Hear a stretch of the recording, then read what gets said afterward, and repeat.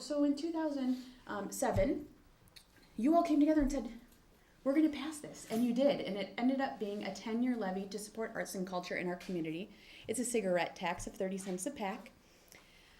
This money, this last year, we were able to invest a little over $16 million in arts and cultural programming in our community, which is touching nearly events are happening in almost all of the 59 communities that are in our county. So we're really pleased with that broad map. Of course, more than 50% of our work happens in the city of Cleveland, where organizations are based, but we're finding as we track who's participating in the programs that we fund, that they're happening and they're living in all 59 communities. So it really is, again, to my main point, everyone's resource. This model, for those of you who have lived in town for a while, you might have grown accustomed to it, but it's actually pretty unique. And a lot of communities throughout the country have their eye on us. They're wondering, what is happening in Cleveland? What's happening in Cuyahoga County? And sometimes they'll ask us, and how can we replicate it? It's obviously a process that took 10 years with a lot of organizations ramping up over time to make this a success. But what it's resulted in, and this is a number we're trying to use more and more now, is $112 million invested in our community since we started in 2007. 2008 was our first set of grants. And it's also been invested, and this is, I think, a hopeful number, because some people might think, oh, that's $112 million going to those same three big organizations. No, it's actually gone to over 250 individual organizations, and we're trying to grow that pool every time. In one of our programs in particular, our small grants and project support program, we're continually looking to expand that pool to reach out into neighborhoods that otherwise might not have applied. So think about yourself coming into our application pool this summer. Why I said lots of folks have their eye on us is because it's a little bit different than most other funders nationwide for local public funding. We actually went from one of the lowest investments in our community or across the country in arts and culture. We were spending, I want to say, like 65 cents per person on arts and culture versus a national average that was much higher. We've now skyrocketed up to almost $14 per person, which means every resident can get a piece of the pie.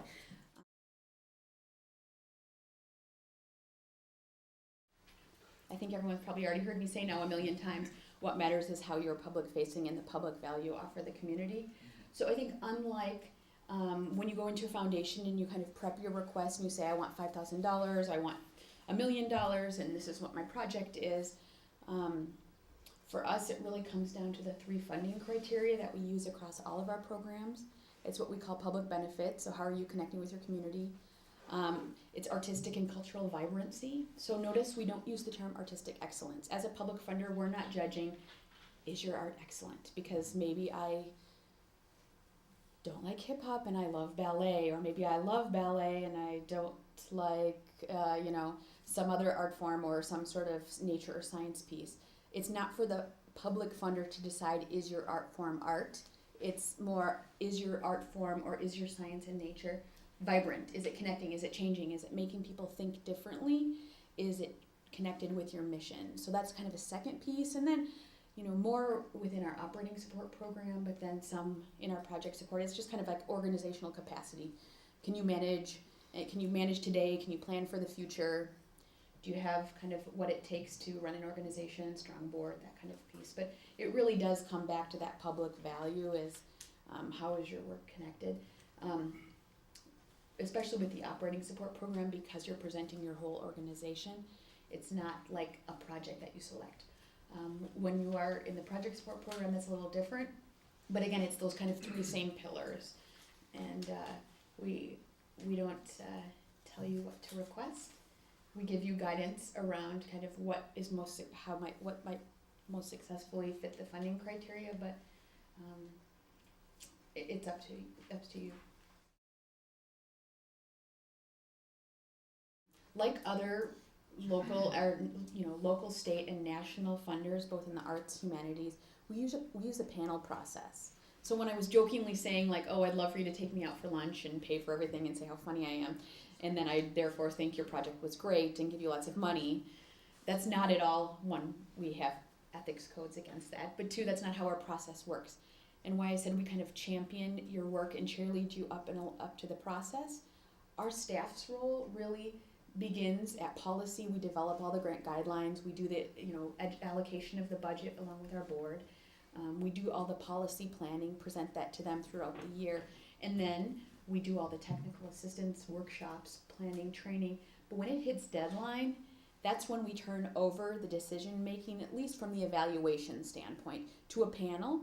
And it'd be like, for those of you who have been part of it, it's nerve-wracking sometimes. We try to make it as open as possible, but we know we have room to go on in educating what the panel process is, and we're going to try to do that a little better this year. But it actually happens right upstairs, and everyone's invited. We stream it online also, so if you can't come downtown, listen. We post all the results on our website, but as it unfolds, there's like 8 to 10 people around a table. They come from all over the country. They have spent a month with your applications. They do everything online. We're very technology based, so they read all of your support material, all your support materials, your videos, your full applications. They assess and score them against those 3, public benefit, artistic, cultural vibrancy, and organizational capacity. They come in and they discuss it. It's almost like a business class, right? Like a case study. Someone will present. The second reader will provide additional information. They'll all discuss. It's not consensus based, so everyone can score and think and say what they want. And then they get their scores in the system. And it's really kind of a formal process. It's one way. So unless there's an error, you're there to watch and listen and learn, but it's not a conversation. And then from there, we run some formulas, and that helps determine, for both programs it's a little different, how much your grant is. So it's different in that it's outside experts who do everything, and we try to have a mix of both kind of, foundation admin people, but also most importantly, people who are professionals and your peers. So if you run a theater, wouldn't you want to see someone who also runs a theater there evaluating you? Or if you run a science center, wouldn't you like someone who has some understanding and knowledge of the sciences there? So we try to pick a diverse pool, both in terms of expertise, in terms of race and gender, in terms of where they come from in the country, so we can have a nice perspective. So I could talk more about it, but I'd also encourage you to go to our website. You can actually listen to those clips to see how it unfolds. It's a fast-paced process, and we're always looking to make it better and make people feel comfortable with it. So that's how it goes. Okay. I think what we're finding, again, because of our process a little different, but we do read all of the applications, especially as we head into chairing all the panel process.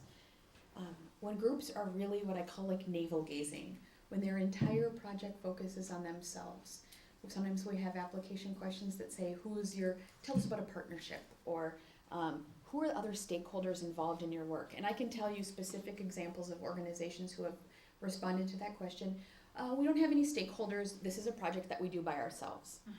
And what they mean is, we're independent and we do our thing, but those have been declined, because what's important to us is that you show how you are knitted in and embedded in your community. And if you're saying that you're doing it by yourself, then odds are you're probably not talking with your constituents to see what they need. So I think that's the biggest one for us, is when it's inward looking as opposed to outward kind of looking to serve your community. There's some technical stuff too, because our applications are all done online. There's not that back and forth after it's submitted, right? So you can't say like, oh, I just want to explain to you what I meant by that paragraph. That was a run-on and that was really long. Or I know I put this, but now things have changed. Once you hit submit, it's locked in, right? And that's what the panel reads. And so that's when some of the kind of more technical grant men and womanship comes into play. But we also say don't just write fluff. We've actually done some work this year to even, and some of you got mad about this, but further cut down the character counts, because we want things, I know, to keep them short. Imagine our panelists are reading sometimes upwards of 70 to 80 applications, and if yours is really long, or is just talking in fluff, or you have support materials that don't quite make sense, it's not going to be fun for them to assess. What's also different and kind of just a fun kind of perk of arts and cultural work is you often are doing things that are visually or kind of great music orally, they're exciting. And so we ask you to upload clips or link to your YouTube or have connections to your Facebook and social media work that demonstrate the cool stuff you're doing.